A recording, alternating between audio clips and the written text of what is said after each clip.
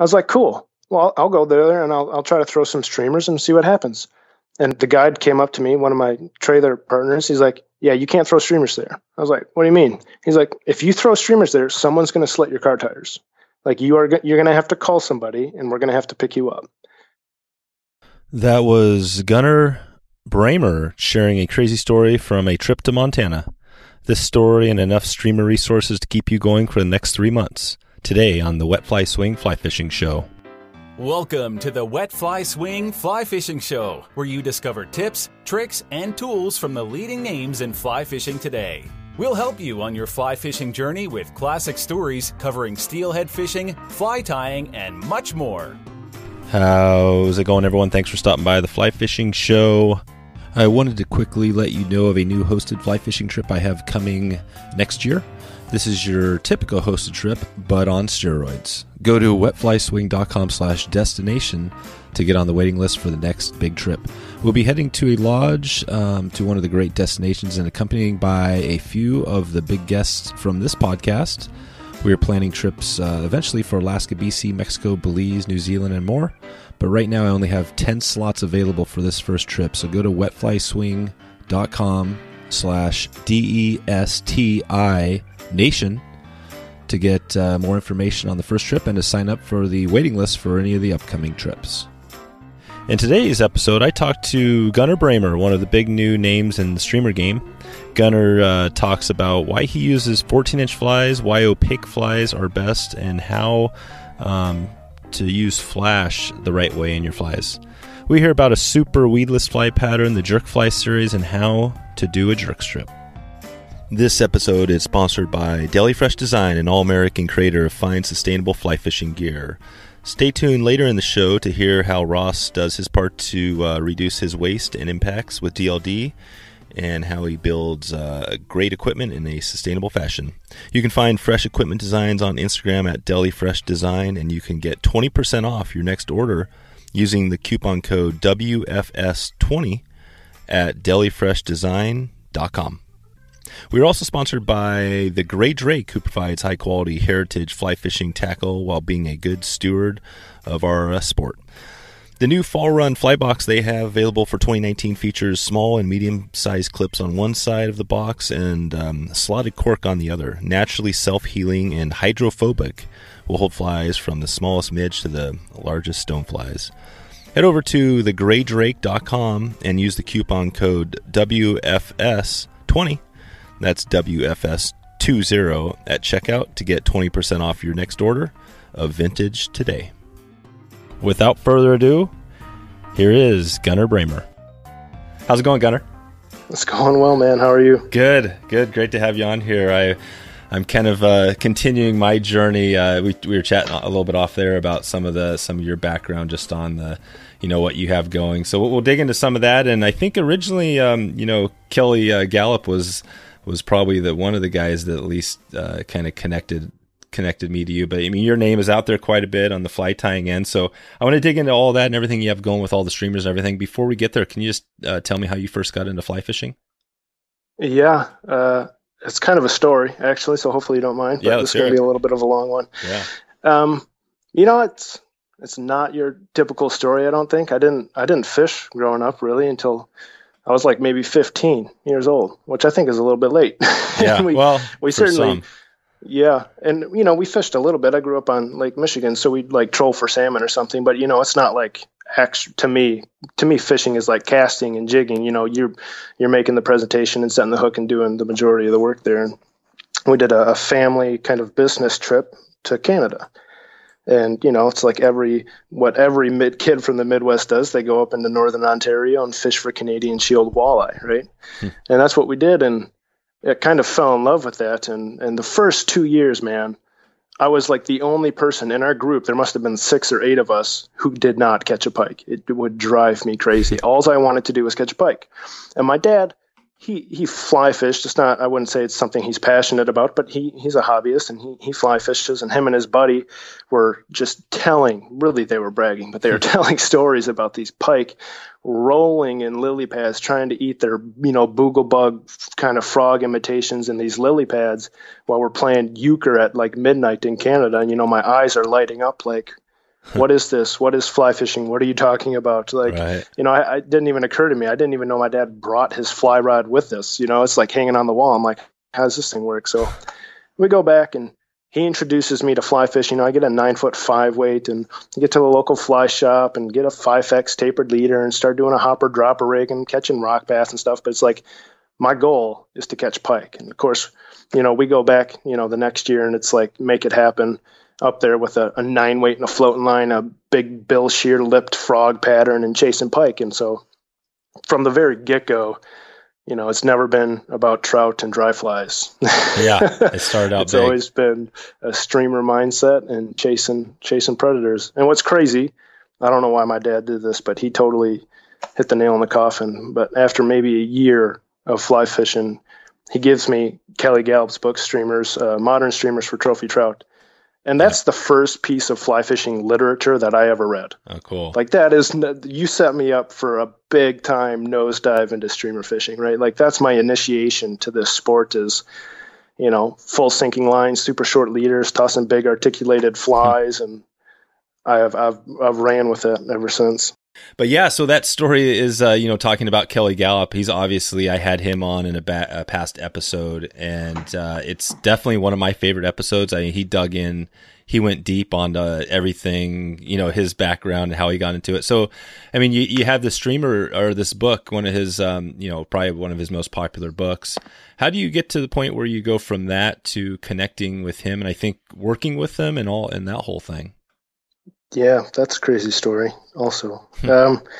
It's when I got into it and then started chasing pike, fly fishing was, to me, it was just a tool in the arsenal, right? It was like, I still gear fished. I had bait casters and chucked spoons and jerk baits and everything else and jigged.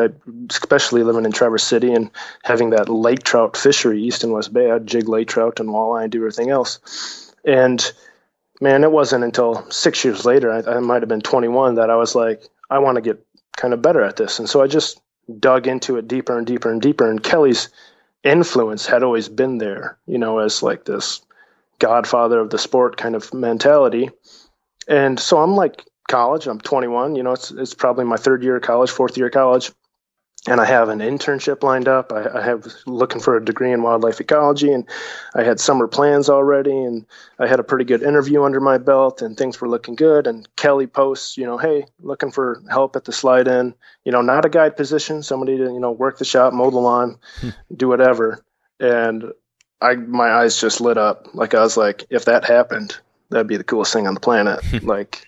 And so I sent him a resume, and this is how the real world works for everybody who's wondering, but I just name dropped. Okay. So Kelly Galloup's from my hometown. Kelly Galloup he went to high school with my aunt and uncle.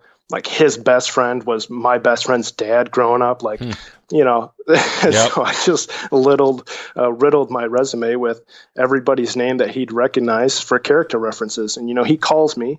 And of course, I'm like just afraid to talk. Like, holy crap! Hopefully, I hope I don't say something stupid. And I just totally told him on the phone. I was like, "Look, Kelly, I know literally nothing. I mean, I've read your book. I know your fly patterns, but I know nothing about dry flies. I know nothing about nymphs. I know nothing about I'm not like some fly fisherman applying for a job at a fly shop. Like, I know nothing." He's like, "Yeah, I don't care." He's like, "As long as you're nice to people, that's the only thing that matters, because Kelly's shop, I don't know if you've ever walked in there, man, but it is he's just friendly. Yeah. And I know he puts off like he's a badass kind of vibe.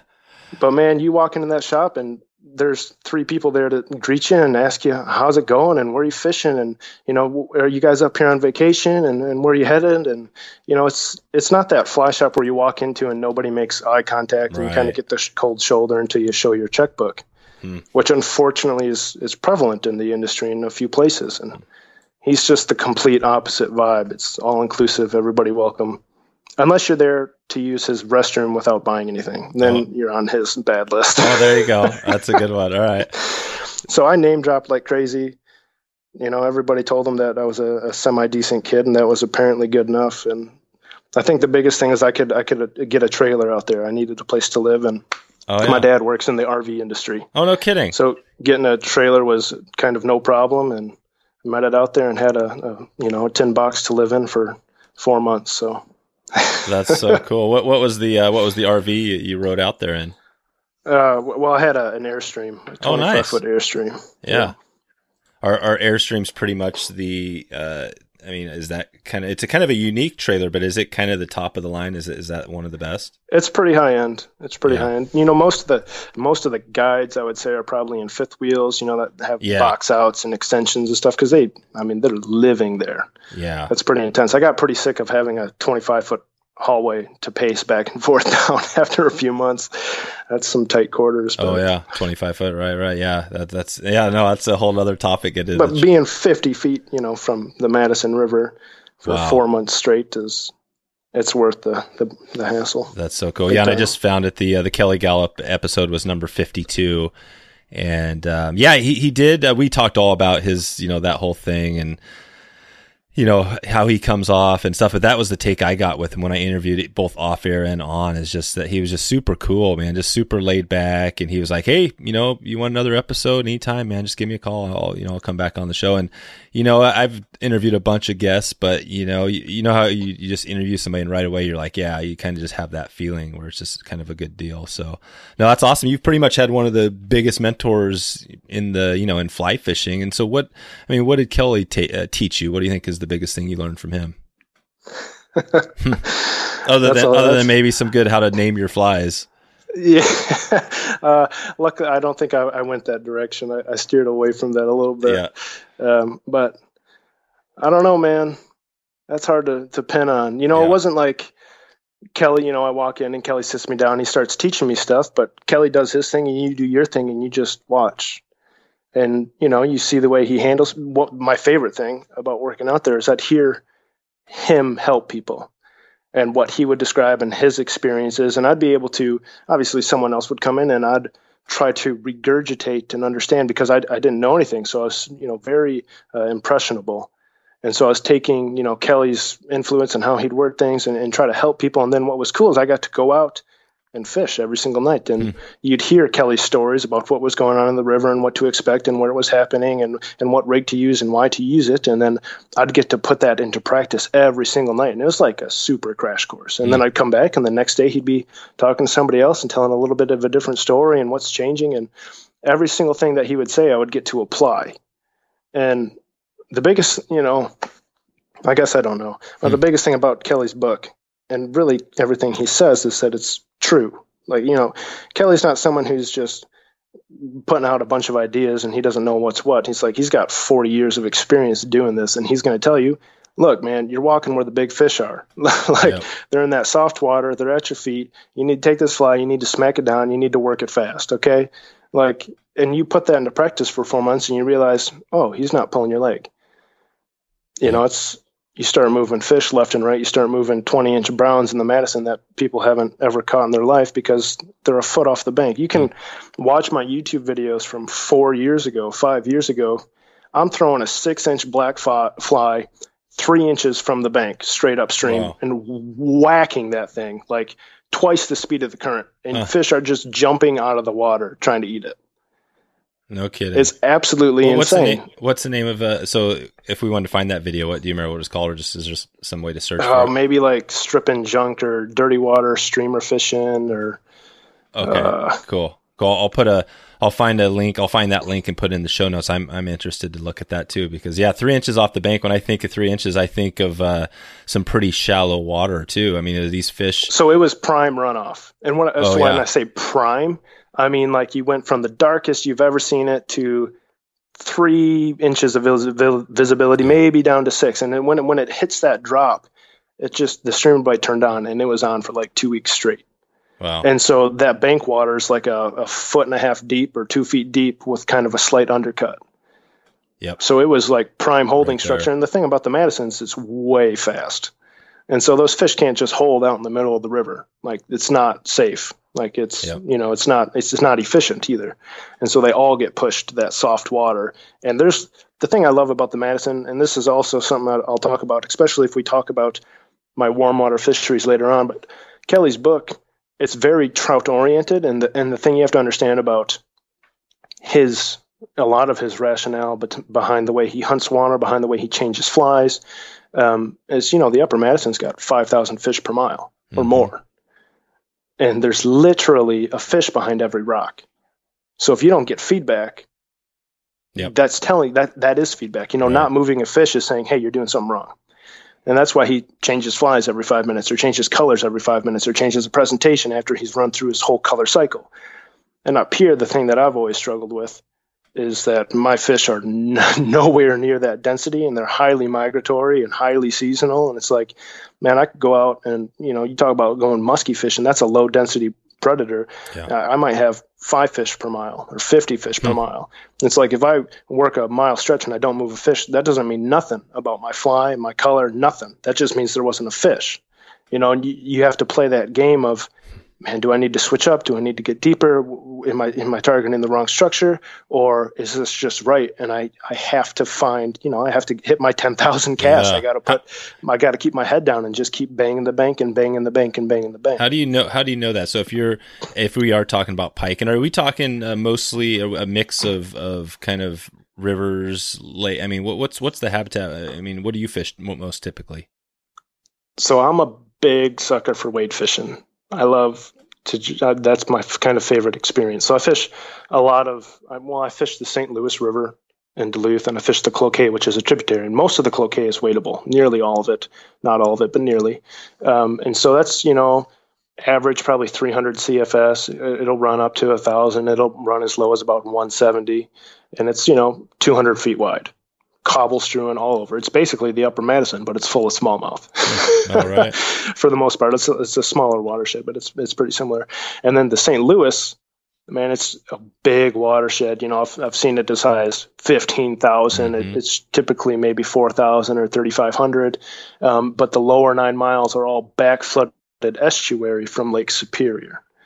So the whole bottom 9 miles is like half river, half lake. Oh, gotcha. It's got a very defined channel, bunch of feeding shelves, and sand, and big back weed bays that are flooded that pike and stuff use for spawning, and there's muskie in it. And so I fish, amazing. Out of a boat. I fish still water. I fish estuary, half and half, and I like to wade fish if I can. That's what I do for most of the summer. That's sweet. So if you're out there wade fishing, can you take us to that? Maybe before we get in, because I do want to get into the fly design and some of the stuff because I think that's probably what you might be most well known for, is everything you've done there. But let's just go on this path just for a sec on the pike. So you're wade fishing. Take us to that, on the river and how you get into fish. Well, the first year I lucked into it. I literally, I didn't grow up in Minnesota. I didn't grow up in Duluth. So it's not only my coming from different fishery background, but I've never fished for river pike in my life. I've never fished for river smallmouth in my life. And I come here with a Kelly Galloup mentality of just chucking streamers and banging the banks and jerk stripping flies and all this. And I literally just open up Google Maps. I find a public access on the Cloquet. I park my truck, I walk down, I was fishing John McClure's Kill Whitey, smack that fly in a pool, strip, boom, smallmouth, and just started walking up. And I literally fish no differently for brown trout than I do for smallmouth bass. Nice. Zero difference whatsoever. 7-weight, 250, full sinking line, 3-foot leader, big articulated flies. Done. Like checkmate. Yep. And obviously, that's, I don't know why, but smallmouth bass tend to get the booglebug clouser approach. And man, they're just meat eaters. They will tackle anything from, a 3-inch classic hairwing to a 8-inch, 10-inch musky fly. Like, they are super opportunistic predators. Does it vary by size of fish on what flies you're going to take? And how big are some of these smallmouth bass getting? You'd be surprised. I think average is probably 14 inches. If you're fishing riffles, you always get smaller fish down to, 12s and 10s. The biggest I've had on the St. Louis has been about a 21 1/4. Yeah. Which is a true, fish. Northwoods giant. Wow. And that thing was it looked prehistoric. That was an old fish, man. No kidding. So you're using big flies for these smallmouth. I like to. I like that 5 to 6 inch range is really my favorite. And it has a lot to do with, everything, every watershed has to do with its forage base. And kind of, that's my opinion, obviously. But it's like, we got a boatload of juvenile suckers. We got a boatload of chubs. We have, Western dace and golden shiners and fatheads. It's like, if you look at the kind of the subadult range for, suckers and chubs, you're looking at 5 to 6 inches easily. Adult chubs can get 7, 8 inches easily. You're looking at your shiners and your dace are easily 4.5, 5 inches. So I like to find a searching fly that's going to match that kind of upper end of those species. You have a high density of this forage. Most of them can reach 5 inches. I'm going to throw a 5-inch fly and start using it as a search bait.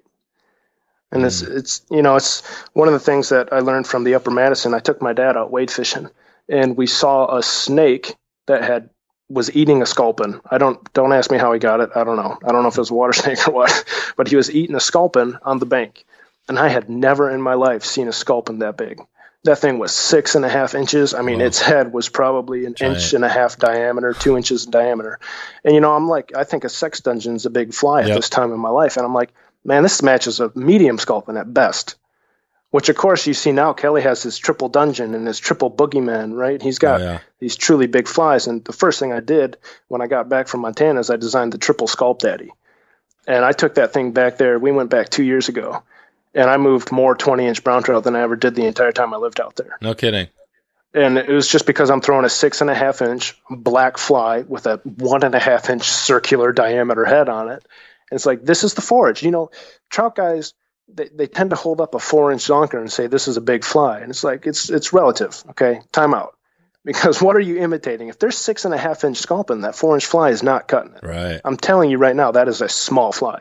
You don't have, like a hex hatch going on, and you're like, whoa, that hex fly is way too big. These are trout. Okay. We need a size whatever, size 16. Right, okay. Right. It's like, no, you match the hatch, buddy. Yeah. If you got big mayflies, you use a big mayfly. You got big, nocturnal stones coming off, you use a big nocturnal stone, like a size 8 stonefly.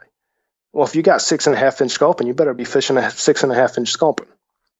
Yeah. Obviously, there's smaller size categories going on. You got those, adults and subadults and immatures, they have nurseries, and they all move throughout the system. I'm not just saying, always use the biggest fly possible, but it's like that's totally an appropriate size fly for the forage that's in that watershed. Gotcha. And what was it you mentioned, the search bait? What is that? Can you describe what you do there? Yeah, it's like, that's what I'm talking about. Like, if I've never fished a water before, a section of river that I've never fished, and I'm just I'm going to fish my way and let the fish tell me if they're there or not. Does that make sense? Yep. So it's not like I'm not trying to dial it in. I'm just looking for feedback. I'm just going to put my head down, bang the bank, and see what happens. And that's because you have the right line. I know I have something that's ballparking it. Yeah. Yep. It's about the right size. They're usually white or white belly. It's going to match the majority of that forage, at least from, smacking a fly and having it above a fish's head. You're going to look up and see something white. I like to fish. This is a totally different topic, and I don't mean to. Yeah, go for it. I always chase rabbit holes, man. Yep. But I like opaque flies. Uh-huh. Most freshwater foragers are going to be opaque, meaning that they're going to block 100% of the sunlight. And so even if you have a white fly and you smack it up and it's up on the surface, it's still going to block sunlight and have that nice, clean black silhouette, which is natural. If you had a sucker up on the surface, it's going to look black from underneath. And when a fish gets close and turns on it and has the sunlight on it, then you're going to see the true tones. So if you always tie a fly true to kind of forage, true to tone, whether it's gray over white for, shad, but you make it opaque because shad are opaque, then it's going to be the best of both worlds in terms of the silhouette that it casts, the way he's going to see it from below, and then come up and turn on it, and it's actually true to color. It's a gray over white fly. Nice. Okay. And so I guess we're talking about, smallmouth bass here. And I fish for smallmouth. I mean, we have them, out here, and definitely I've never used the giant stuff. I guess maybe that, like you're saying, the fish they're chasing maybe aren't quite as big. But again, I mean, those bass, they're chasing the big fish, even though they're not. 12, 14 inches are taking 7-inch flies, right? That's you're getting. Oh yeah. Yeah. So it just shows you. It's that crazy thing where the fish seems like it's almost couldn't eat the thing. but they still go for it. You see that all the time. You see those funny pictures where some little fish has a gigantic fish. Yeah, it's just, so it totally makes sense. But again, I think you get stuck on that thing like, well, this is kind of the fly that's, people know about. And you've taken it to another level. I mean, I guess Kelly Galloup, obviously, we've talked about him enough probably, but has there been anybody else that's helped you, kind of get to where you are? Because it seems like your name's out there, you're fly tying. I mean, how did that all happen with your flies? Did that just start from tying some crazy stuff, or how did you become known to where you're at now at a pretty young age, right? It's a mystery to me, man. Yeah. I don't know. Because how old are you? I'm 27. Yeah, exactly. So you're still a young buck, and but you're probably more well known than a lot of people out there that are trying to find their space and their name out there. If it helps, I don't think I deserve it. Oh yeah. Well, how do you think it happened? It's truly a blessing, man. Yeah. And I've certainly made some mistakes on the internet. You're a young, ambitious kid. You're going to piss some people off, but yeah. I use social media the way I think it's supposed to be used. I try to tie something that's actually new and fresh, but I always try to give credit to the people who it came from. And that you run into the issue of some truly seasoned guys. You don't give who they think should get credit, and they get mad at you or whatever it is. Yeah. But gotcha.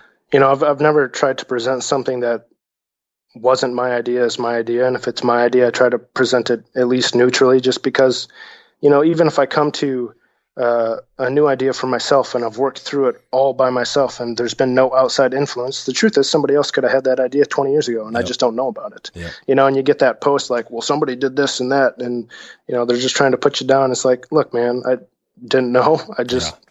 I came up with this. I thought it was cool and I just wanted to share it. And that's what, most of my YouTube videos are me trying to share. Most of them are ideas. Most of them are platforms. I shouldn't say I hate, that's a strong word, but like recipes, I put no value in a recipe. To me, that doesn't teach anybody anything. The emphasis of the video should be technique and layout and material manipulation and thread control and like all the bases. Because if you take those away, then it impacts all of your tying for every fish that you do. It has nothing to do with if you tie my recipe or not. I don't care if you tie a jerk junior or not, but I'm going to equip you to tie not only the fly, but any other fly that's similar to it. Yep. Right. The goal is for me to teach you how to design your own flies, not tie your own flies. I don't care if you tie your own fly or not, but to design it takes it a whole step further. And that's, I don't know. I think it's just an attitude of I'm here to teach. I'm not here to take credit for anything or come up with the world's greatest anything. I'm just trying to help people because, man, I sucked at fly tying. I'm not kidding, for 7, 8 years, 9 years. And it was like, I don't know what clicked. It was Kelly Galloup Streamers on Steroids, that DVD, because I had never had a video resource. I'm super visual. I have to see it. I like books, they don't do it for me. What they about do it YouTube? For me now. YouTube was out there, wasn't it, when you were I didn't know. So it was like a year later I found Brian Weiss's channel. Yeah. That was a game changer because I started, so what I do is, I have a video on YouTube called The Infinite Fly Principle. And I'm not trying to cheapen fly tying in any way in that video. And I don't want people to take it away as a way to design a fly, because it's not. It's a way to formulate an infinite number of recipes. And what you have to understand about fly design begins once you have a recipe. And that's why I don't put a lot of stock in recipes, because a recipe doesn't do anything for balance and weight distribution and material density, which is impossible to convey on YouTube, how dense you're actually using a material. And that has massive implications for buoyancy and water resistance. That's half the fly, is how sparse and how you manipulate materials and how you comb out the underfur and what sections you use and what proportions. That's everything. If I just tell someone you use a craft fur tail and a craft fur wing and a brush to build the body, I literally taught you nothing. Yeah, it's like the pencil. Yeah, and I heard you. Well, you did give one, a lot of good tips. One of them I was looking at, you were doing I can't remember which video, but you were stacking some deer hair without a stacker, which is a cool tip. I think that's always kind of a cool thing. My dad kind of, always kind of taught me too, is that, try to learn to do stuff without a bunch of tools. And, that was one. So that's a great tip. So I think that, your channel just provides a bunch of value and, kind of a way to do, things. But I mean, as far as the density stuff, talking about as thick as a pencil, how would you describe to somebody who maybe was going for smallmouth bass, has never used anything big, has always just used little woolly buggers, little bugs and stuff, to tie a good fly? What would you tell them to help them with their fly tying if they wanted to tie some big stuff? So my favorite influence besides Kelly Galloup has been Bob Popovic's. Mm-hmm. And it's been a really weird journey because I found Popovich's book, Fly Design, fairly late in my fly tying, like maybe 3 years ago. And of course, at the time, I don't know why, but you always think you're hot stuff, and you got a chip on your shoulder. You're like, yeah, I'm a badass. I can tie a good fly. And then you read that book, and I was just like, I know nothing.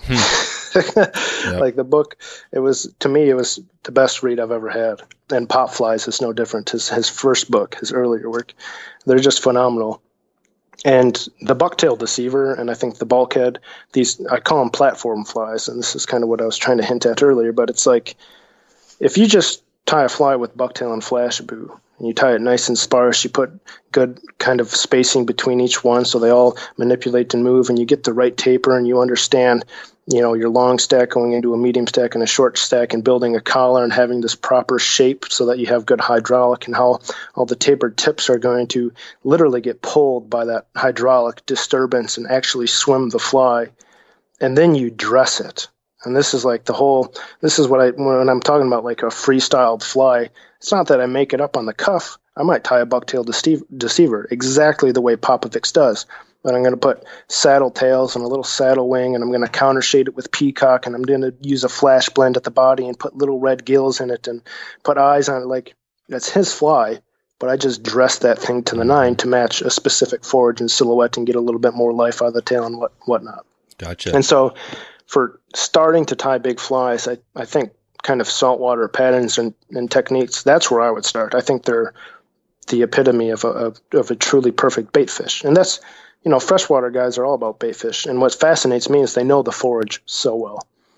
And I think it's something that freshwater guys have lost, especially my generation, is understanding the forage. We don't think about it anymore. We think about flies, like a sex dungeon. Yeah. But what does a sex dungeon imitate? Right? It's designed to imitate a sculp, and like Kelly designed it with a reason. But if you don't understand that we have dace and darters and shiners and all the different sizes and how big they are and what watersheds they're in, I mean, that's like important stuff. Mm-hmm. Saltwater guys don't talk about a fly for like bluefish. They talk about mullet and bunker and, silver sides. Like they talk about forage, understanding that all of the predators relate to that forage when they're in there seasonally. And so I don't know why freshwater guys do it, but we have trout flies and warm water flies and cold water flies and steelhead flies. And it's like, whoa. We have forage. And then we have predators that use those rivers and relate to forage. And I can catch a pike and a smallmouth on these same fly. There's no difference because there's the same forage present in the same system, and those fish are relating to similar structures. Like, you don't have to extrapolate this and make this complicated, people. Mm-hmm. You just have to learn your watershed. And it's a hard thing to do. And like I have books from fish biology that I took in college that I use literally to understand size and color combos. It's called Fish of the Great Lakes Region. Mm-hmm. It's one of my favorite books. The whole back is a massive color palette of probably 80 species, and it has a size chart for each species. And it's like, look up DNR shock surveys and find out what forage is in your lake. Is it a bass bluegill lake? You should be fishing bluegill imitations. And understand that, you don't go out to a bass bluegill lake and throw a sex dungeon. I'm not saying you're not going to catch fish. Fish aren't that smart. They're going to be curious, but that's not what they're conditioned to. Yeah. It's not what they're looking for. Well, I think what it comes down to, and that is an awesome point about the forage, and the comparison would be to the trout fishermen who are fishing bugs, the aquatic, the entomology piece, right? There's that whole thing of, you could study the bugs, know about all their life histories and that stuff. But I think a lot of people do tend to just maybe grab the flies because it's easier, and maybe they don't want to go that deep. But for those that I think have got into knowing a little bit about aquatic invertebrates, that, it provides for a better experience. Not only are you going to catch more fish, but you're learning about the aquatic system. So it sounds like it's kind of a similar deal with the predator-prey thing. Well, absolutely. And, it's like a trout can tell the difference between a caddis and a mayfly. Yep. Well, a pike can tell the difference between, a shiner and a bluegill. And if they're after one and not the other, if there's a school of shiners moved up on the edge of a weed bed that they're ambushing, it pays to know the difference, and it pays to know the forage. Because there is, as aggressive, and maybe pike's not the best example because they are aggressive, but as selective as trout are, fish are looking for those silhouettes. Fish are looking for that distinct. I use flash blends a lot to kind of use like a forage eddy. And I don't know if you've ever caught like a crappie or a perch or what's another good example? Even walleye, suckers. But they have a very gold sheen when you're fighting them, and they're just deep. You can't quite see them, and they're turning and thrashing and shaking their head. It's always gold and yellows and golds and yellows. Yep.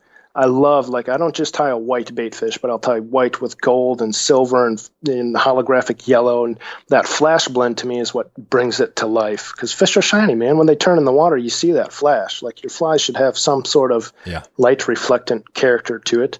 And blending flash is what gives it that kind of depth.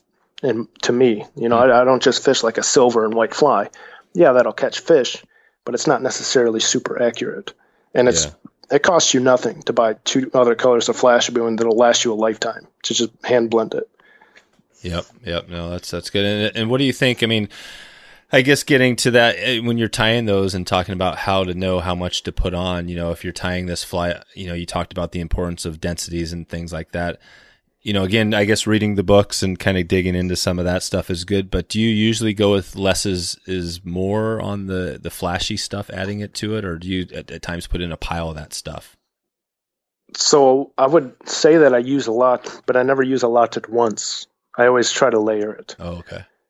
So, the cumulative effect at the end of the flies, it's a fairly flashy fly, especially for pike. But it's always layered and it's always changed tones, and I always use different blends. And you can use less aggressive flash, like Magnum flash blue is a really wide cut flash blue that's going to throw a lot of light versus something like wing and flash, which is shredded mylar. Super thin, blends in. You can't even tell that it's in there, but the fly still reflects light. So you can use a way less dominant flash and still have a flashy fly. Mm-hmm. Does that make sense? And something, even Popovic's, he texted me like a month ago because I was tying up a bunch of his flies that had flash tails. He's like, sometimes I fish that shuts fish down. They don't dig that heavy flash tail. I really like to use, and I think he called it Angelina fiber, it's super similar to wing and flash, just shredded mylar, something that's going to blend and fade and transition through all of the bucktail work so that you don't actually know it's there, but yet your fly is still reflecting light. Gotcha. Cool. Well, I think there's a bunch of stuff we can keep digging into. I did want to, because I don't want to miss this during the show, and this is kind of the tips and trick stuff. But do you, we talked about one there with, stacking the deer hair. Could you go through maybe a few tips that are just general fly tying tips that you cover a lot in your YouTube channels, in your videos and stuff, as far as that might help somebody tie a better fly? And specifically, I guess we're talking about streamers here. Interesting. Yeah. So I think first and foremost, and I know we keep bringing Kelly up, but you should be able to truly latch down and catch every material with probably 3 turns of thread. Which is crazy to think, because some of the material you tie with, say, bucktail and other things are, not only bucktails, You're going to get into some materials that don't follow that rule, but bucktail is a great example because I would argue that you should, and if you can't, you're using it too dense. Mm-hmm. Okay. That's an argument that I would make. And I'm not going to put 3 turns on it and then just move off of the bucktail. I'm going to tie in all those butts, and I'm going to make it as durable as possible. But if you have the right thread, you spin here's a good tip, is to spin your thread, especially when tying in things like bucktail, because bucktails, it's a tough material. And if you are tying with a flat thread, then all of your pressure is distributed in a very wide array, and it's easy to break one of those strands, and then another, and then another, and then you break your thread, and you can't actually pull. When you cord it up, you're asking that bucktail to now break all of it at one time. Does it matter if you cord it up clockwise or counterclockwise? Does that matter? So it's going to change the way the thread falls when you bring it down. Oh, that's right. But I always do it clockwise because I'm right-handed, so I tie clockwise. So mine's always kind of pre-spun that way as it is. Yep. So I don't have to spin it as long because it's already going that direction just from my natural tying. Yep. And so that's a great tip, just because you're asking that bucktail to now break the whole cord instead of fraying individual fibers, and you'll actually be able to seat that down with a lot more pressure. Mm-hmm. And another tip, when you spin your thread, if you're tying an articulated fly, I'll spin my thread when I put down my thread base on the front hook. That way, my wire has something to dig into. My wire has a really rough surface on that hook. It's not just a smooth hook with smooth thread, but it's going to help that wire to dig in and catch, so you can't ever get your wire to pull out. Let's see here. Do you use a lot of I know that's not an easy question. You got so much stuff. I mean, maybe we could take it to, it might be interesting to talk about a specific, I know you talked about not going specific patterns, but what do you think is if you just had to say your most popular pattern, or maybe the YouTube video that's got the most views, do you know what that is? Unfortunately, yes. I say unfortunate because it's not a pattern that I really feel like I developed even properly. I call it a keeled jerk, and really it's Andreas Anderson's craft for a bait fish. And Andreas is one of the best tyers on the planet, but he's just a phenomenal tyer, amazing color blends, and he has a pattern called the craft for a bait fish, and he uses eyes and UV resin to shape the head. And the fly is literally just a stack of craft fur in the tail, move up, craft fur head, done. Mm-hmm. And I took that inspiration. I was like, man, I just need a weedless fly for throwing into cover. Changed up the tail, put that head on there. And I obviously in the video disclose, this is just a variation of Andreas's fly, but that video has skyrocketed. Yeah, it has. I don't know why. And you don't know why. I don't know why. I would much, so moving away from the recipe, but I filmed a series called Tie Like a Pro. And honestly, the first video, just thread basics, and I'm talking about it showcases tying in material with 3 turns of thread. I literally tie in a stem of marabou and break the marabou before it pulls out with 3 turns of thread. I tie in a clump of bucktail that I nearly rip my hook out of my vise trying to get it to break before it comes out of my thread. Yep. I talk about tying with completely perfect, circular pressure. Something that beginners do is they tie very oval, very up and down, but they don't have circular bobbin path. And so they don't have even pressure. And every time they move towards that skinny side of the oval, well, it's slack, and it's just your thread backs off and your material's not actually lashed down, right? And it's like one of the things I talk about, you catch that material and then you do 4 wraps forward and 4 wraps back, and that locks your thread in place. Or you move forward and you whip fin it, or a half hitch, right? Yep. It's like I see a lot of people, man, they'll put 3 turns over something and then they just take their thread forward and let go of the bobbin, and you just see the whole system back off. And it's like, whoa.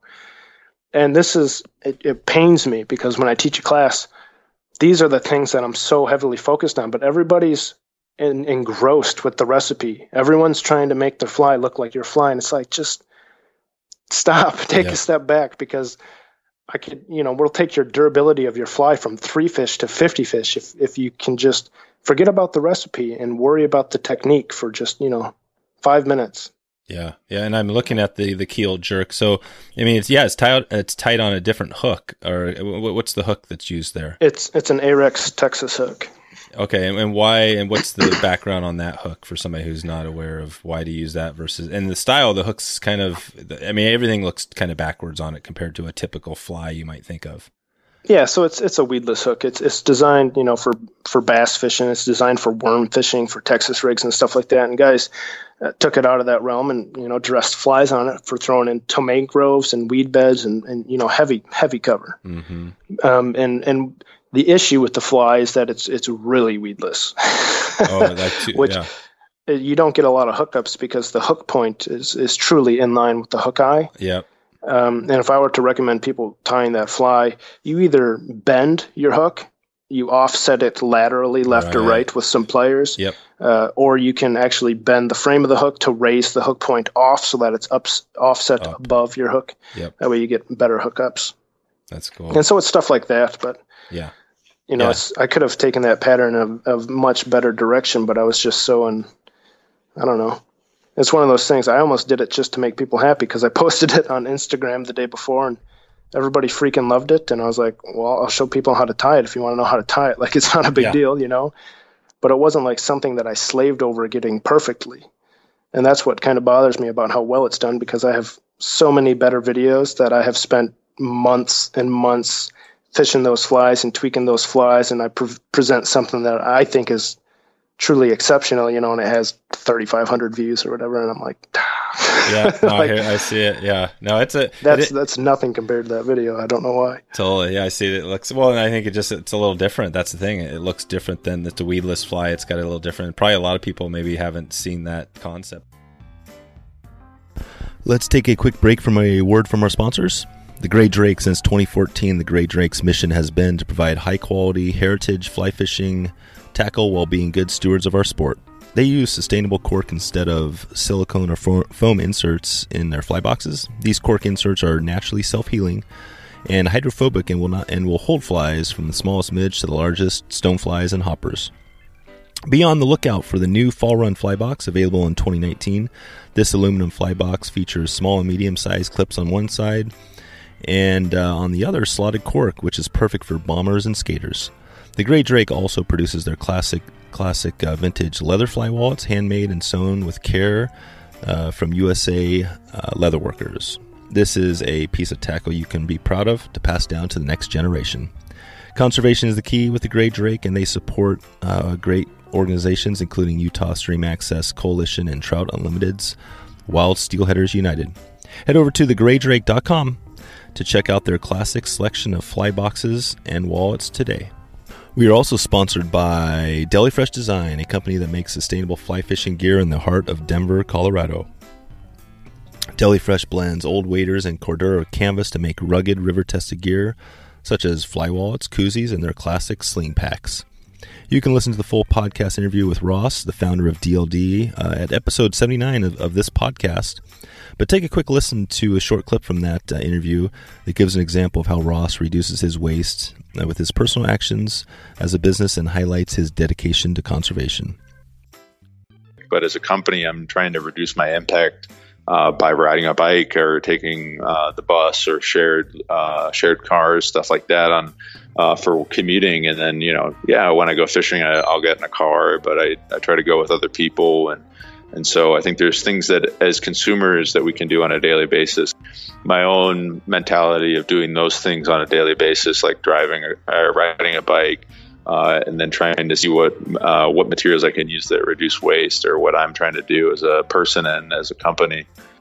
Let's help Ross and DLD do great things today and this year for fly fishing and conservation. All of DFD's gear will help you spend more time casting and less time juggling your stuff. To see these great products, go to Instagram and follow them, where you can see their latest designs, or you can head over to delifreshdesign.com and use the coupon code WFS20 to get 20% off your next order. That's delifreshdesign.com. Okay, back to the show. What is the jerk? Who's behind the jerk? What is that whole thing about? There's a whole series of them? Yeah. So first and foremost, I learned it from Nicholas Bauer. He's a Swedish fly tyer. He actually owns Fly Dressing, which is based in Stockholm. He's a fly tying material distributor in northern, I guess, southern Sweden. But he's a total pike bum, man. And his company has worked with a YouTube channel called Canal Gratis .se, but you spelled the dot. So it's like Canal Gratis .se. Oh, gotcha. DOTSE. Yeah. Dot Sweden, basically. And that channel is super high production quality, and he has a bunch of pike videos that are phenomenal. Some of the best film you'll ever see for chasing pike done in the Baltic area. Cool. But he designed a tube fly called the sheep fleece, and the video's in Swedish, and he's talking about the head, how it's high and tight, it's narrow, and he pinches it with his eyes, and how when you strip it, the eyes will kind of catch the current and turn the fly sideways, broadside, like a jerkbait. And he has an entire fly fishing competition dedicated to fly fishing versus gear fishing, and it's called Fly versus Jerk. And so he references that the fly works like a jerkbait. It slashes and changes direction. Mm-hmm. And so that's where the initial inspiration came from. It was that head design. And I had only ever seen it in, a 12-inch pike fly. And I was like, man, what if someone tied a 3-inch, variation to use for smallmouth and whatever else? And so the first fly was the Jerk Junior.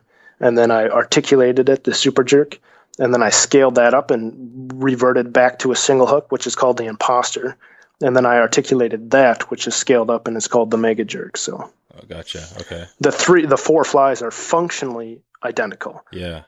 In terms of the way they balance, the head design, they're proportionally scaled up appropriately. Literally, the mega jerk, and the biggest thing is they grow by volume.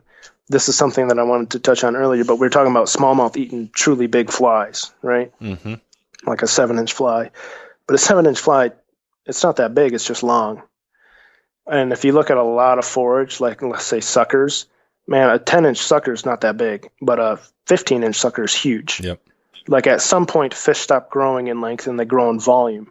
And one of the things, like if you talk about, let's say like a 24-inch trout, what is that? Maybe 5 pounds, 4.5 pounds, right? Like that's a truly trophy fish, a river fish. Mm-hmm. But if you talk about a 10-inch trout, man, that thing doesn't even weigh half a pound. It's just long. Like they have no volume. That 24-inch fish is 10. I don't know how big. He's 10 times bigger than that fish. It's not that he's twice the length of that fish. He's literally 10 times the volume or more. He's huge compared to that fish. Dimensionally. It's not just length. Yeah. And so when you talk about a 14-inch smallmouth eating a 7-inch fly, man, 14-inch smallmouth is not that small. Yeah. Like they're deep, tall, wide-bodied fish, and a little 7-inch forage, man, that's like slipping down a French fry. It's nothing. Gotcha. Okay, good. Well, I'll leave notes to the stuff we're talking about here so people can take a look. And yeah, they're all cool looking patterns and pretty unique. That is a cool idea. I like the concept of it's not really the wounded fly necessarily, but it's just putting that on its side. And and I guess if we're talking about smallmouth bass too, can you talk about how you're stripping those flies in presentation and how that is different versus pike versus smallmouth? It can be, especially when I'm wade fishing. When I'm wade fishing, I totally divert to Kelly Galloup's jerk strip. Part of it's habit, but it's also because I'm just fishing so close to my fly. I might fish 20 feet of line, 25 feet of line max. What is that jerk strip? So fundamentally, it's the same technique that you would use in gear fishing. I would call it a slack line presentation, and you wrap, like you literally just whip your rod tip down, animates the lure, and then you reel up the slack. And so fundamentally, you manipulate the fly with your rod, you twitch the rod, you jerk the rod, and then you strip up the slack. Mm-hmm. That's the jerk strip. And the whole point is that you should always strip up the amount of slack that you move with the rod tip. It's always supposed to reset itself. And the one thing that the jerk strip does is it puts you in it uses the rod tip, which is quite a bit more finesse, but it has a better acceleration and stop. So you get a lot more nuance in the fly because of the way it accelerates and then stops immediately that you can't necessarily do if you just strip it in. No. You can't get that same acceleration. So the fly behaves quite a bit more aggressively, which is what gives it more erratic behavior, and it helps fish truly react to it. It's a far greater visual stimulus. Yep. But it almost exclusively puts you in a position to set the hook with the rod. And this is something that I highly would advise against to people who are looking to chase pike, looking to chase muskie, big game species, maybe stillwater fishing. And so when I'm smallmouth bass fishing, I love the jerk strip because I'm so close that, setting the hook with a rod at 20 feet is not a big deal. I have plenty of leverage and power to drive that hook home. But if I'm in a lake, if I'm in stillwater, if I'm in a big back bay with weeds and I'm making a 60-foot cast, to a pike fishing situation is what I'm trying to describe here. Yeah. But I'll use exclusively a strip retrieve. Okay. And the whole goal is you keep that rod tip low, you point it straight at that fly, and you just hand manipulate the line so that you're 100% in position to use a strip set. You have to set the hook with your line hand. Right. At that distance, you almost have to. And you see, what's crazy is you see a lot of guides, industry professional people who've been doing this for years. I mean, I'm talking like 30 years. They'll go fishing, they'll get a bug to eat, a fish to eat a bug, like 35 feet away, and they'll just lift, and that fish is on for a second and a half, and then he's gone. That's like the definition of when you should have strip set, because he had that fly, man. He had that hook in his mouth. You just didn't drive it home. And it's a really hard thing muscle memory wise to compensate for. And fish striking, to me, it's the greatest aspect of the sport, seeing that that fish take your fly and feeling that tug. It's like when all the adrenaline is released. And so it's so easy to go to a default sweep. And I call it a rod sweep because I do it from gear fishing, not from dry fly fishing. That's why I don't call it a trout set, but I call it a rod sweep. Gotcha. Because that's how you set the hook when you're gear fishing, right? Yeah. There's too much stretch in the line. It's too long of a rod. You don't have the same power to drive a hook home. And are you doing with smallmouth bass? Are you doing the same sort of strip set, or what's your set look like there? Yeah. So because I'm using the jerk strip retrieve, because I'm closer, I'm 20 feet away, I'm 25 feet away, I'll just sweep because you're that much closer. You don't have any stretch. It's a much tighter presentation. And so that, 9-foot rod, 20 feet away, you're moving a third, you're right. Closing that distance pretty dramatically. So you actually have a lot of leverage to set the hook. That's why I like that retrieve in that situation. But stillwater fishing, lake fishing, pike fishing, it's always a straight strip and it's always a strip set. Mm-hmm. Okay. All right, cool. So yeah, I mean, we're not going to be able to get into all the different flies, and there's probably a lot on the fly design we'll leave out. But anything else? Just talking about the flies, that we missed here. I mean, I'm looking at some of your other patterns. You got a lot of different stuff. A lot of them have different materials. I mean, are there any? If you had to pick a few materials that you're going to tie a smallmouth bass fly, is there one material that you would definitely go with? I would exclusively tie with bucktail for the rest of my life. No kidding. And be a happy camper. Yeah. And you tie with a lot of stuff that's not necessarily, I can't tell on some of the flies, but I mean, you tie some that there's no bucktail, there's a lot of synthetics, or is it usually a little bit of bucktail in there? So I have all the above. Yeah. I'll do flies that are solely solely synthetic. Yeah. I'll do flies that are solely bucktail. I'll do flies that are hybrids. I have flies that are nearly 100% naturals combined with marabou that are triple articulated, like a Sculp Daddy and deer hair collar. So this is something that I wanted to talk about. And so I'm just going to go for it. Yeah. But when it comes to fly tying, fly fishing, all of it, I'm young, and I certainly don't deny that, but something that I'm not is well-rounded. And I am 100% okay with that, because if you look at your average tyer, your person who does this for fun, who maybe ties flies on the weekend once a week, let's say, that's 52 times a year, right? And if you split that up, we'll say you tie an hour at a time. That's 52 hours a year that you tie. And you're going to tie a third of the time dry flies, a third of the time nymphs, and a third of the time streamers, right? Mm-hmm. Man, I don't even know. It's like 17 times, a third of 52, I think it's about 17. Much. 17 hours a year. Man, I put that in 2.5 days. Mm-hmm. I got two, because I only tie streamers and I only fish streamers. And I have an entire, someone's year of experience I can lock down in 2.5 days. And I've done that for 5 years now, 6 days a week, 5 days a week. And on top of that, I'm not trying to figure this out from scratch, but I've been blessed by guys like Kelly Galloup and Bob Popovics and Rich Strolis, who have these resources of just knowledge upon knowledge. It's like I'm building off of 35 years of Kelly Galloup's experience and 40 years of Bob Popovics' experience, on top of having time behind the vise that equates to most people's lifetime that I've already put in. And because I'm so narrow focused, it's so much easier to have such a wide breadth of knowledge, but it's about one topic. Like, man, I can't even describe to you how to tie a dry fly. I have no idea. I don't even know what the components are.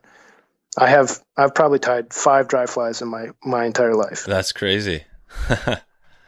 But the goal is not to be well-rounded. If in 50 years from now, I get to live that long and I die, my goal is to be the best streamer tire, not the best fly tire, not the best fly fisherman, the best streamer tire, the best streamer fisherman. That's the goal. Yeah. And the more narrow the focus, the faster you can progress. The less I have less things to worry, but less things I'm trying to learn at one time, less distractions, less things that are holding my attention. It's 100% all in streamers. Yep. Yeah. So, I tie with synthetics. I got videos on not videos, but pictures on Instagram for 3 years ago, stacking bass bugs and tying divers. I tie 100% synthetic, 100% bucktail, deer hair work, you name it. Yeah, pretty much everything. But it's all streamer. It's all streamer. That's cool. No, it's cool. And a couple of things come to mind. I mean, I actually had an episode a little while back with Meat Market Flies, one of the guys who's involved in that. And it's funny because the more I do this, the more I realize that there's all sorts of little niches in there, and they're kind of in a similar niche to you. They're tying, they're mostly streamers and stuff like that. It's a little obviously different story. Everybody's got their own story, but with yours, I mean, how do you avoid? I mean, one of the things I know I went through this in the past is just getting burnout. I used to tie production sort of stuff, and I mean, after a while, you can tend to get burnt out. Have you seen that at all? And do you see that as an issue down the line? I get burnt out every other week. Yeah. It's a very real thing. Yeah. And so, Brammer's Custom Flies I took orders for about 3 years, and tied 50 hours a week for about 3 years. And then when we had our son, who's now 14 months old, I basically stopped taking orders because I couldn't juggle it all. And having worked at home and worked in the basement, my wife's a structural engineer, and it basically made sense for me to stay home. Yep. And I'm finally kind of getting back into it. He started some part-time daycare, so I can start, tying quite a bit more production here and there. But the thing for me is if I'm not creating something, it's a real drag. Like it's hard to motivate to tie 6 flies or a dozen flies at a same. Literally, I have to do everything in my power to try to entertain myself while I do it, because it's like smack your head into a wall. Right. But the moment I have an idea, I could sit downstairs for 20 hours straight and not realize that time's even passing, because I'm so engaged in what I'm doing. And so So I posted a video yesterday called the dropper jig method. Like that. I could literally sit downstairs for the next 3 days playing with that technique, different weights, different lengths of extensions, different platforms, filming all of them, putting them all in my swim tank, seeing how they function, using different material to do it, whether it's stainless steel or titanium or monofilament, working on different, I could literally just engross myself in that idea for a week. And then when the week's over, that kind of passion leaves, and I put that, I give it a big check mark as, I pursued this until it was a dead end, and then I'm going to move on and try something different. And if you go through my entire history, whether it's YouTube or Instagram, you'll see Gunnar's going all in on jerk flies. Like that whole Jerk Junior, Super Jerk, Imposter, Mega Jerk series took 1 season, but I only tied jerk flies for the entire season. Gotcha. I just poured myself into that idea. And then when that left, the year, I had some random ideas here and there, maybe like a crayfish or a leech or something like that, or a swing fly. But then the next year I had the exact opposite, and I had the counterpart. I had the Fuzz Junior, and I had the Hot Fuzz, and I didn't release the Fuzz Senior, but it's basically a bulkhead variation. It's the bulkhead Allspark that I just showed like a week or two ago. That's the Fuzz Senior. And so it's like then I go into the complete other direction and find out all the counterparts. And this year, with that jig method, that dropper jig method, I can take both of those silhouettes and both of those designs and put all of them on a hookup platform for fishing heavy cover, and weight them in a way that guarantees they ride hookup, and finesse the weight based on the drop length so that they're castable. So, each year there's a different progression as to what the focus is. Yeah. So and it up. I don't think it's hard to connect the dots because they'll be months apart.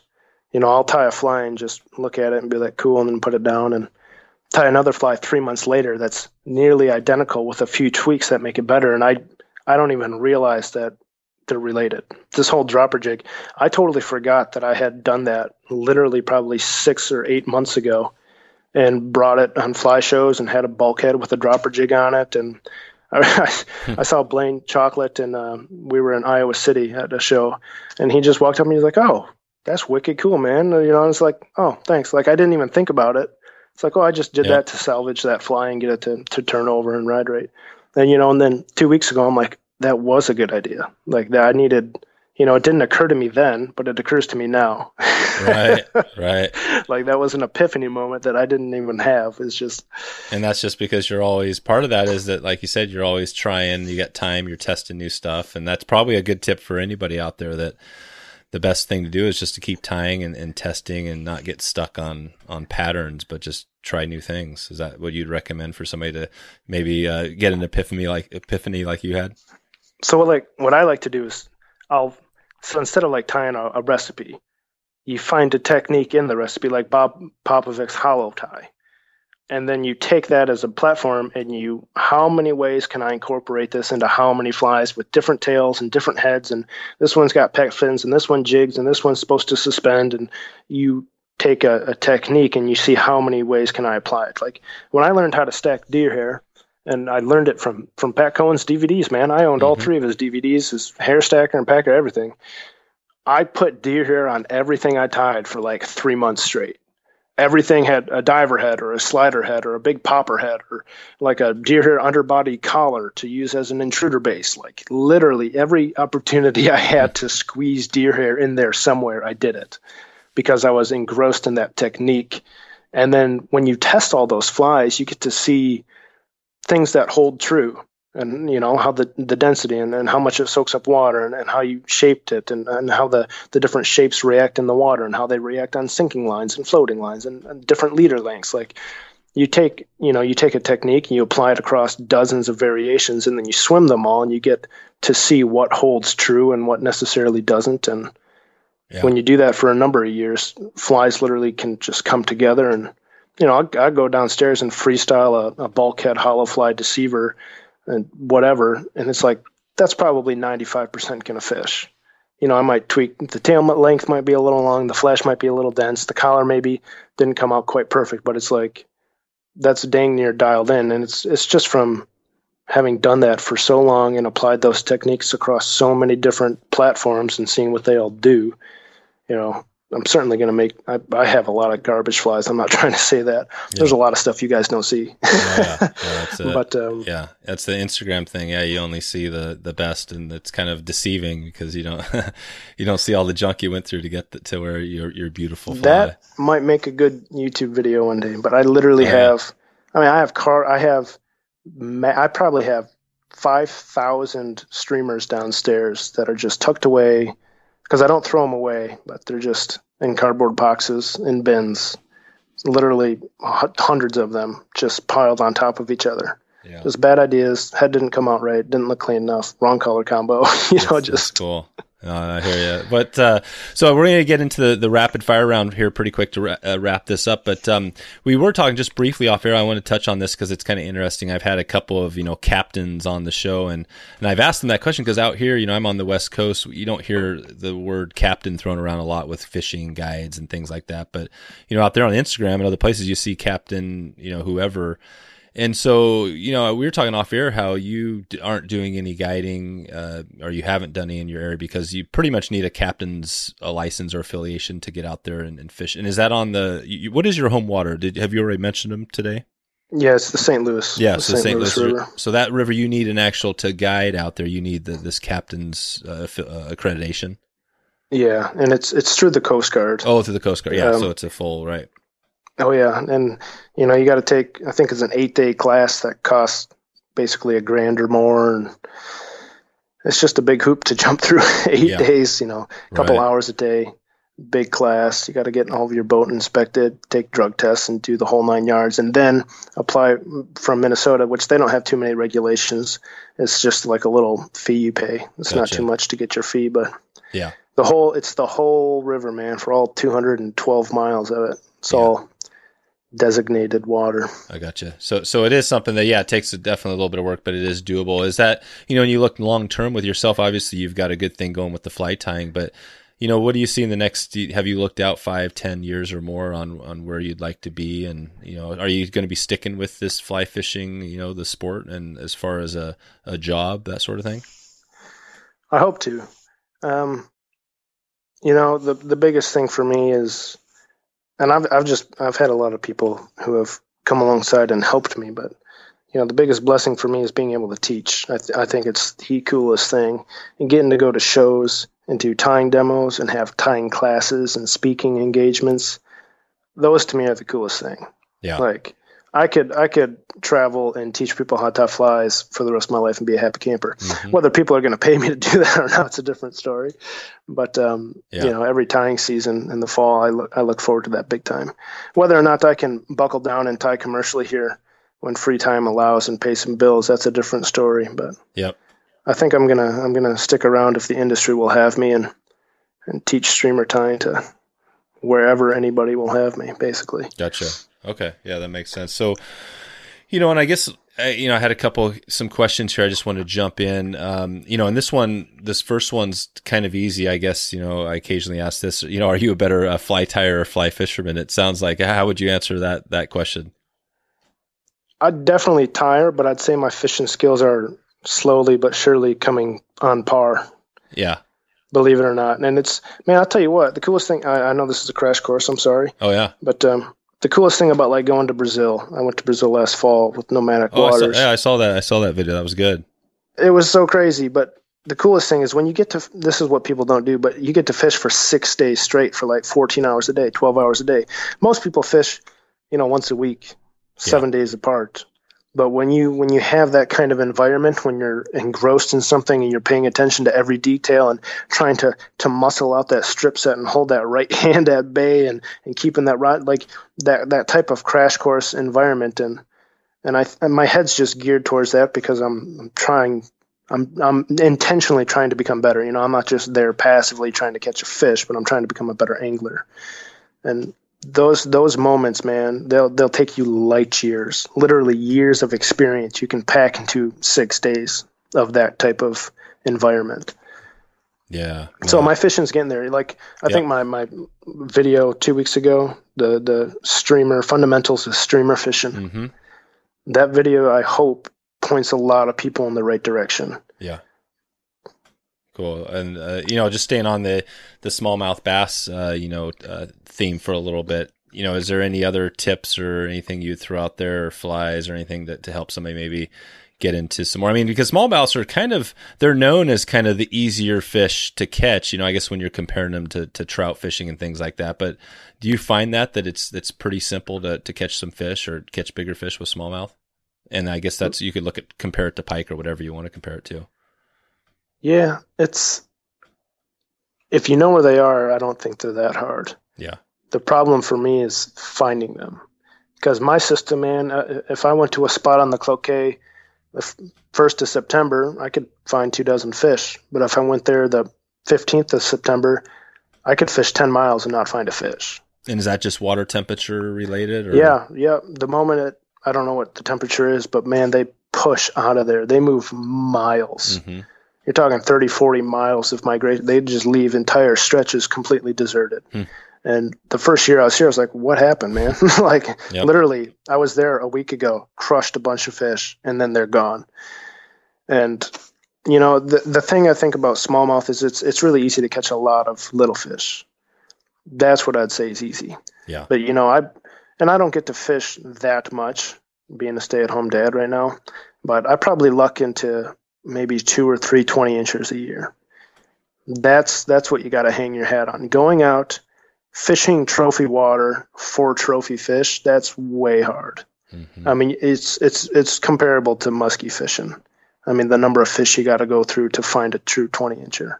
Yep.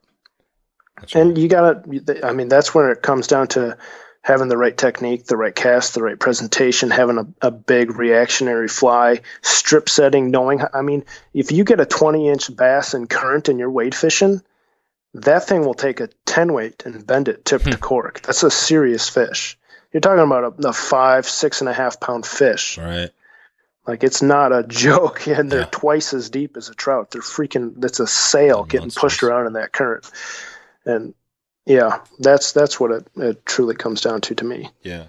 Did you have I had a note here on I'm not sure if this was one of your videos, but on how to release. It might have been a pike related video, but is there any tips on, I guess you could just look generally, about releasing fish? Is that something that is a big struggle for, whether it's smallmouth or pike fishing when you're out there? Is that something that's pretty straightforward?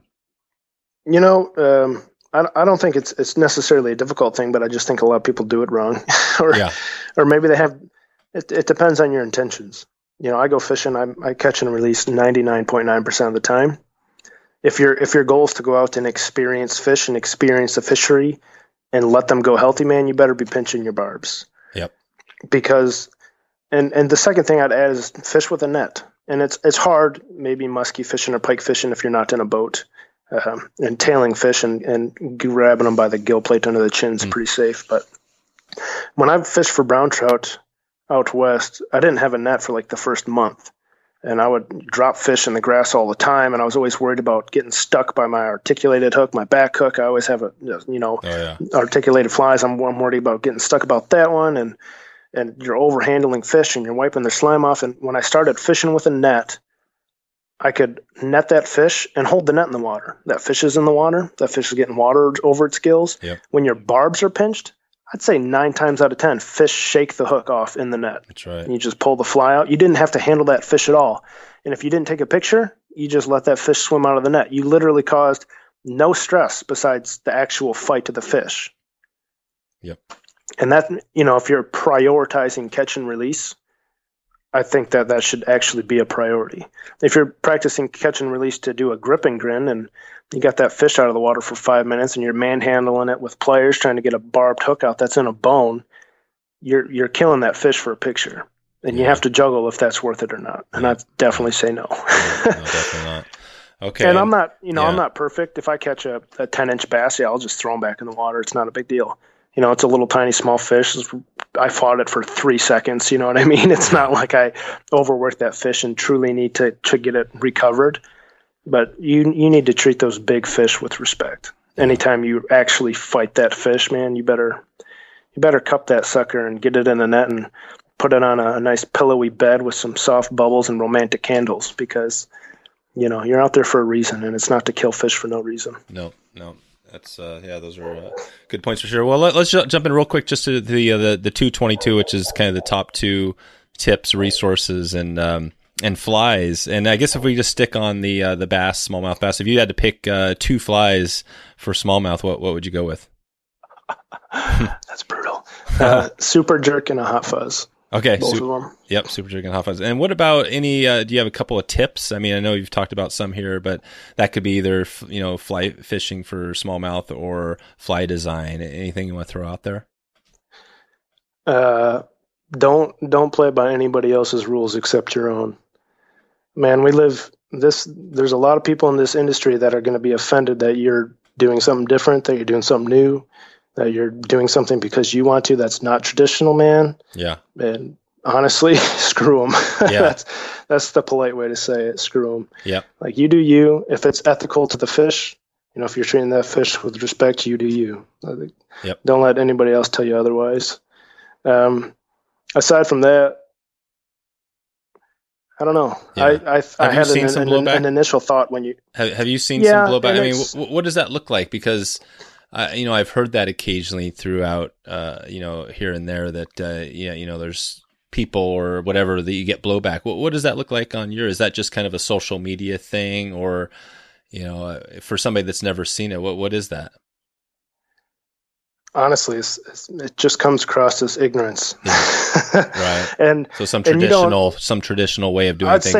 I'd say it's people trolling. But that's like a modern thing where someone's trying to get a rise out of you. In my opinion, they're trying to, it's like they're trying to irritate you on purpose. But then you just have people that are truly like, they take what you're doing as offensive. Like you are challenging how they identify as a person by throwing streamers. It's like right. when I was out west, yeah, I wanted to fish Harriman's Ranch. It's maybe 45 minutes from Kelly's shop. I heard really cool things about it. It's an excellent fishery right across from Trout Hunter Fly Shop. I was like, cool. Well, I'll go there and I'll try to throw some streamers and see what happens. And the guide came up to me, one of my trailer partners. He's like, yeah, you can't throw streamers there. I was like, what do you mean? He's like, if you throw streamers there, someone's going to slit your car tires. No way. Like, you're going to have to call somebody and we're going to have to pick you up. Like, there's people who are offended at what you're doing, and it impacts it. Like, if I want to throw streamers, it doesn't impact you at all. Like, this is me doing me. Yeah. If I want to tie a fly a certain way, I'm sorry that this isn't traditional, but just because it doesn't fall within your definition of fly fishing doesn't mean I shouldn't be able to pursue it. Like, why is this offending you? you get these weird people that truly take offense that you don't subscribe to their idea of what it should be. And they're hateful. It's not a constructive comment. It's not, if I don't like something, well, I just don't comment on it, or I don't like it. You just scroll past it. You're like, yeah, I didn't think that was the best idea. It's not a big deal. It doesn't impact me in any way. Like, why would I go out to, intentionally hurt somebody just because they're pursuing whatever they want to pursue to make them happy? That's weird. It's pretty ridiculous, and I don't. Most of it's keyboard warriors. I was gonna say that's what it seems like. The easy way to do it is when you're behind a keyboard and you're anonymous. But on the river sort of thing, that would be something to have have that happen and be able to confront the person, because that is just a weird sort of mentality, and it kind of brings back. I had Gary Borger on in a past episode, and he talked about when he was first basically getting into the nymph fishing and kind of leading that back in the whatever that was, the 60s or 70s, that people looked at him like he was a freak, and they're like, what are you doing? This is dry fly, this is fly fishing, there's no, this is, so the same sort. So again, it's been 50 years or whatever now, and I guess you still have the same sort of some of those people out there. It's not going to change. Oh yeah. I mean, and I only throw streamers, and I fish an 8-weight rod probably 90% of the time or bigger. Yeah. I fish a 1.5 liter sometimes on my sinking lines. I throw a 14-inch beast fly. You say these things, and I'll go to shows and people come up to me and look at my flies and they almost like scuff. They're like, what is this for? Like, what's going to eat this? Yeah. And I'm like, okay, time out. You're talking about the beast fly? Okay, let's go like bluefish, striped bass, pike, muskie, peacock bass, arapaima, barracuda. You just start all the offshore species, cobia. You just start listing off fish. Right. I'm like, man, just because this doesn't fit within your little, rainbow trout, creek and dry fly fishing and fishing a 4-weight, I'm sorry, but this is the sport has truly evolved. Yeah. And I'm fascinated. Like, Kelly's book is my first thing that I read. So I've known about sinking lines and short leaders and big flies ever since I started. And I go to shows, man, I'll have a weightless fly and someone's like, how are you supposed to sink that? Mm-hmm. Whoa. Okay. Now I understand there's people who maybe don't know, right? So you have to check your response and see if there was some attitude there. Cause it's like, well, let me, help you. Like, they're sinking lines, they got these different sink rates. You can actually, educate somebody who doesn't know. But there's also people there who are just truly ignorant. Yeah. And it's like, man, that's not fly fishing. What is that thing? So, right. What is your fly line? What is your fly line of choice for the sinking? Do you have a type of line or just a company that you use a lot? I mean, I'd tell you it's Rio's Outbound Short. Sync 3 is my favorite all around line. But the truth is, man, I'm just a broke kid. I ain't got no money. So, I mean, I fish lines that are 10 years old. I fish lines that are cracked all over and the core's peeling off them. And I got just a junk array. And this past spring, I kind of bought a whole bunch of new, the Outbound Short, and the taper's lovely, man. It chucks big flies, turns them over. Yep. Perfect. It's got all the different sink varieties from floating, hover, intermediate, sink 3, sink 6. So that's cool. It's got you covered. That's cool. No, I appreciate your, kind of your honesty there and stuff. I mean, I think that's one of the things in the fly fishing space that I've been trying to hit on a little bit is really, because some of those species you talked about, are species that people have never fished before because some of them cost a lot of money to get out to, and they don't have the money, So I'm trying to dig a little bit into these places where maybe you can, get out to some of these, like a DIY sort of thing, or kind of going into that a little bit because, I mean, $5,000, $10,000, $15,000 is a crap load of money for a lot of people. So, no, I get that, man. And like this is my view on fly fishing. Anything that you can make a casting presentation to from a gear world, bait caster, spin, doesn't matter. If you can cast to it, you can fly fish for it. Period. Mm-hmm. Like if I don't care what it is, man. There's so much evolution in different streamers. Like, and game fish eat bait fish. I'm sorry, but streamer fishing is the most applicable discipline in the sport. It applies to the widest range of species. It applies to every single predator fish on the planet that eats another fish. If you can cast to it, you can stream fish it. Yeah. Man, we got topwater all the way to dredge flies and jig flies and wiggletail flies and hookup flies and weedless flies. And I mean, it's ridiculous, you talk about Blaine's, game changer. You talk about his T-bone. You talk about Bob Popovich's beat. I can make a 14-inch bunker fly that's true to silhouette. Huh. I can take that thing and chuck that thing 80 feet with a 12 weight. Like, yes, you have to we talked about fly tying technique and how pivotal that is. Like, screw the recipe. Stop focusing on the recipe. Listen to the technique here, because it'll change the way you tie flies. If you learn how to cast, man, so many people think that a new line and a new rod is going to fix it. Like, if I buy, that rod felt really good. I casted it for 10 seconds. If I buy that, I'll be a better fisherman. No. Take a casting lesson. Stop buying new rods. Take a casting lesson. Learn how to cast a fly rod. Stop your back cast abruptly. Accelerate smoothly. This is where your double haul is supposed to go, at the end, not the start. And you talk about your hands coming together and then separating on your haul for maximum leverage. Like, there's very simple things that can take a beginner caster to an advanced caster in a year's time if he practices. Yeah. And then he has the rest of his life as an advanced caster to chase fish. People just go through and buy new rods and new gear and read new articles, and they just stay in this state of mediocrity without enjoying it. Because if you can't cast, you cannot enjoy fly fishing. I'm sorry. That's a good tip. You have to be able to cast. That is a good tip there on the cast, because, I mean, when you're talking about casting, whether it's a 14-inch fly or a 4-inch fly, I mean, do you have a tip for casting those monster flies? Something that's helped you, or you'd tell somebody? I mean, you're not a fly, I guess you talk about the fly casting instructor. I'm not sure if you're a official. I'm not a qualified instructor, but I'll tell you this, man. So I'll backtrack a little bit, because there's something important about gear that I learned the hard way. This was the year after I worked for Kelly, man. I had no money, but I had a 9-weight and I had an 8-weight line, and I didn't understand. It was like it wasn't a shooting head. It wasn't a nice, big, beefy head. It was underlined for the 9-weight. And I was trying to throw an oversized fly in a line that didn't have enough mass to it. And it was the definition of a wet sock. Oh, yeah. And I filmed a video called 3 Reasons to Downsize for Muskie. And it has nothing to do with, muskies don't like big flies. Absolutely not. They love big flies. They're ridiculous for big flies. It has everything to do with a beginner's ability to cast a big fly. If you want to cast a big fly, you first have to be able to cast a smaller fly. That's just the truth. And it's like, I'd rather, if you want to get into pike fishing, muskie fishing, striped bass fishing, man, learn how to cast a 5-inch deceiver and learn how to cast it well. And something that I do, because it's far more comfortable and I have a lot more leverage and I can use my full body, but I sidearm cast, especially when I'm in a boat. Don't go overhead.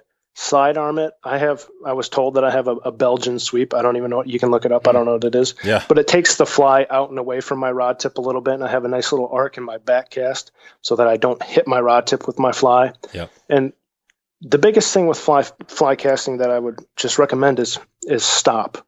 Yeah. And don't take that the wrong way, but when you first and foremost, your back cast has to be aggressive. People always focus on the forward cast. The back cast is the cast. If you don't make a good back cast, you can't make a forward cast. Your fly line is what is weighted. Your fly line is what loads the rod. If it doesn't go behind you and if it's not straight, you're screwed. Yep. Focus on the back cast. When you bring that rod up, you have to accelerate smoothly so that your rod tip physically travels in that nice linear path. If it's not smooth, it's not linear. And your fly line does what your rod tip does. And once you have that acceleration down, man, you have to stop. And you have to stop high. People go way too far back. And so I was working at the St. Croix Rod Factory at Customer Appreciation Day, and I got to listen to Dan Johnson teach fly casting all day, and I got to help him out. And I learned so much from how he would articulate to people, because so many people keep the cast going. They never stop it. And what happens, you throw that fly line into the ground. You have to stop that rod tip with your thumb pointed straight up in the air. You have to aerialize the line. If it goes up and away, then you can go down and forward. You need to be able to shoot that line down at a slight angle, cut it through the wind. You have to stop to transfer the energy. Like, there's all these nuanced things.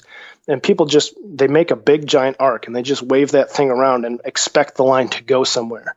And that's like the true definition. Like, when you watch a good cast or fly cast, it should be effortless. It's not simple. Yeah. It takes a lot of coordination and practice, but it's effortless. Does it look Yeah, does it look effortless when, and Dan Johnston was on in episode 75, and he kind of was my first real single hand casting kind of podcast. But does it look, when you're casting an 8-inch fly, does that look effortless? Because I can imagine, and you talked about 80 feet. I mean, are you casting these things 80 feet? Oh yeah. Yeah. If I'm stillwater fishing, absolutely. And what does that look like? Does that look effortless? Because it just seems like there's so much weight that it'd be tough. Yeah. I would argue so there's two ways to pair a rod, right? You pair a rod for the fish you're going to fight. Let's say a smallmouth. I can catch a smallmouth on a 6 weight pretty comfortably, maybe a 7. But if I'm going to throw an 8-inch fly, I might fish a 9 weight. So the second way to pair a rod is to your fly. And if you have the right line mass, casting an 8-inch fly should look easy. Mm-hmm. If you're trying to do it on a 7 weight, no, it's not going to look easy. So but if you're doing it on a 9 weight or a 10 weight, absolutely. Yep. Because that line has so much more authority and so much more momentum, such a higher line speed. And it's obviously important that your rod is outfitted to your casting stroke and your forearm strength and all that stuff. I love a moderate fast action rod. Mm-hmm. I can't cast a fast action rod that well, and they don't fish big flies that well because they don't absorb any shock. But if you have a nice moderate fast action rod with a true shooting head, like that Outbound Short, so it's a line and a quarter or a line and a half over. It's going to load super easy. It's going to shoot out super easy. You're going to feel it. That's so important that you feel that cast. Yeah. And truly, an 8-inch fly should look fairly effortless with the right rod and line. Yep. Cool. All right. Well, I'm going to let you get out of here pretty quick. Just had a couple other ones before I let you go. And one of them I've been asking here, I think it's pretty interesting because I think I haven't looked at all the ages of my guests, but I'm sure you're one of the younger ones. And I've been asking this question about music. Do you have a favorite band or type of music you like to listen to? Is what comes to mind when I mention that?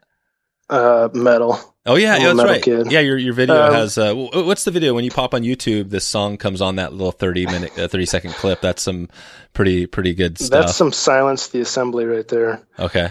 So I grew up when I was in high school. I was totally like a pop punk kid. Loved like Rise Against. Like that was like the definition of one of my bands, man. Rise Against was phenomenal. Breaking Benjamin, stuff like Rage Against the Machines, and then that just transitioned in college to some serious heavy metal. And most of it's pretty clean. Like I follow a lot of Christian bands in the metal circuit. And oh, cool. So there's a full on Christian in the Christian band metal circuit. Yeah, believe it or not, there is. But they're just clean. Well, is that when you look at just the metal? Is it more of a not a clean sort of thing? Yeah, just from the roots. I think. Oh, okay.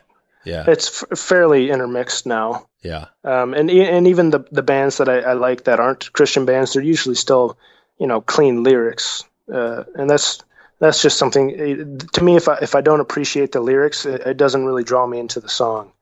There's truly only one or two bands that I can appreciate that maybe don't have vocalists, but that's an emotional trigger that I really appreciate in the music. And if it's something that I can relate to, that's positive and encouraging, that's helpful. Gotcha. Okay, that's cool. At least in a little bit.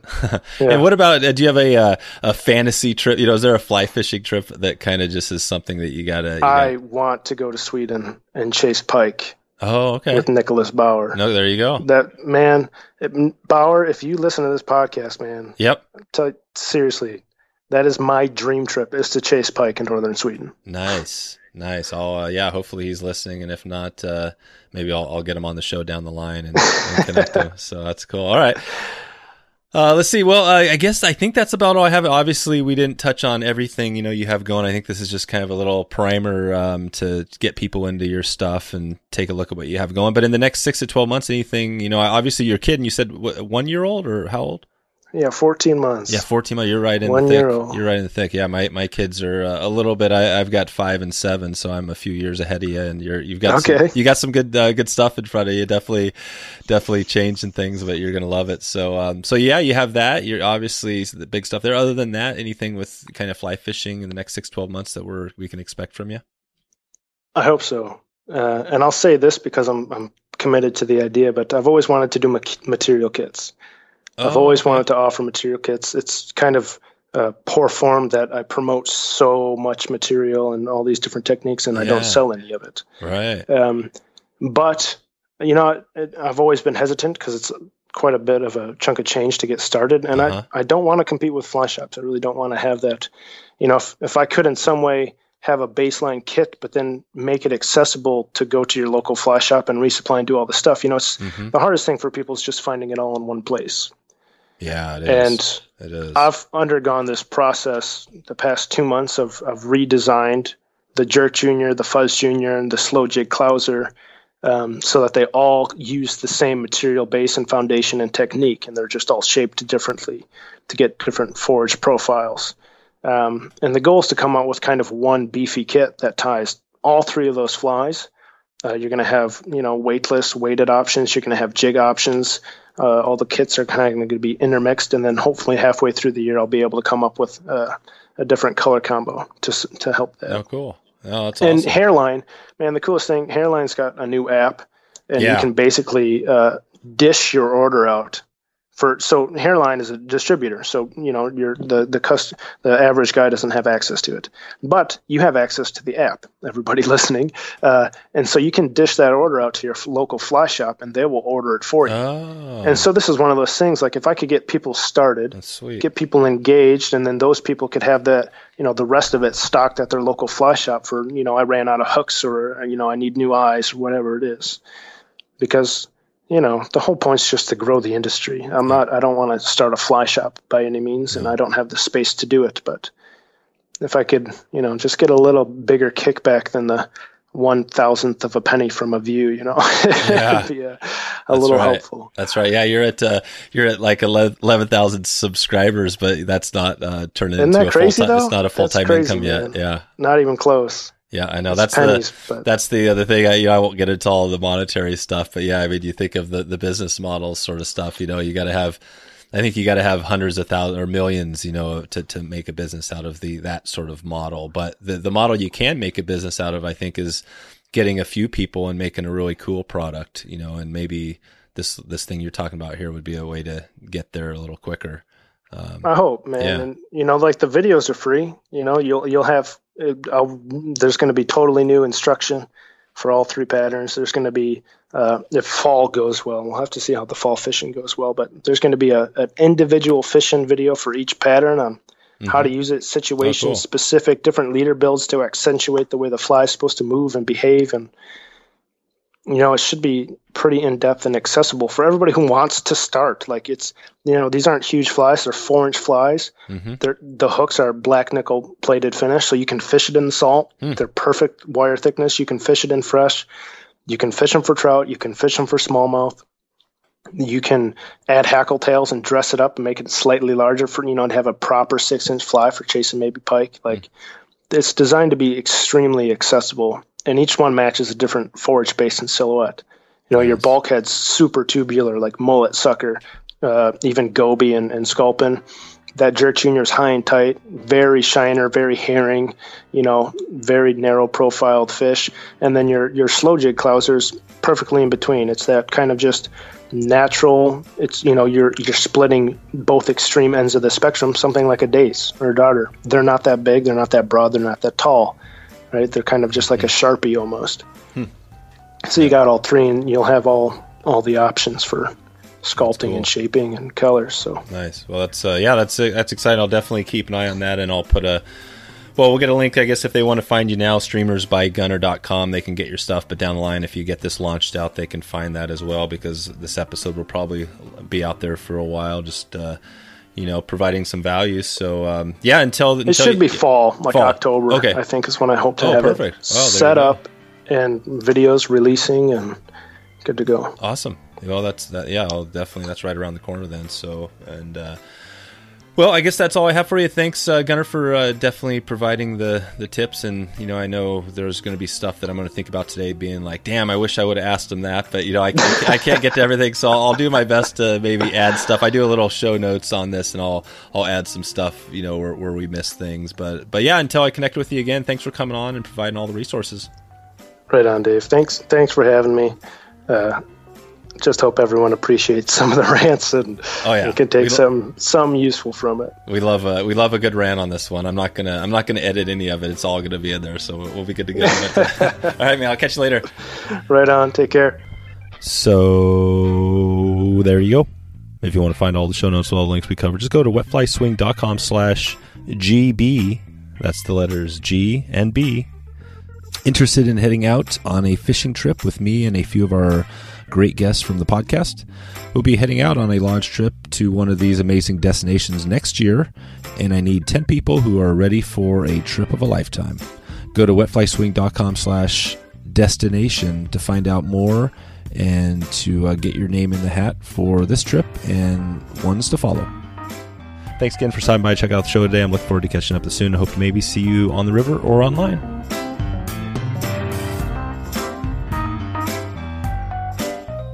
Booyah!